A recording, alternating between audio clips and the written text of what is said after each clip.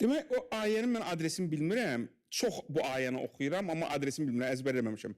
Likey la təəssəv alə ma fatəkum və la təfrəhu bima atakum. Əldən hansı? Rəd surəsinin 11-ci ayəsi deyəsən. Səhv eləmirəmsə. Hə, Rəd surəsi. Əldən verdiklərinizə təəssüflənməyin, əldə etdiklərinizə də sevinməyin çox. Çox qəribədir.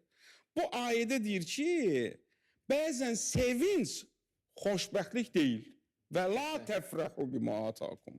Bunun əksini deyir. Yəni, çox qəribədir. İslam çox gözəl dindir. Çox heyf ki, düzgün təbliğ olunur. Əldə etdiyinizə də çox sevinmə. Bu çox sevinmə mən loru dildə desəm, çox hoppanıb düşmə, o mənada.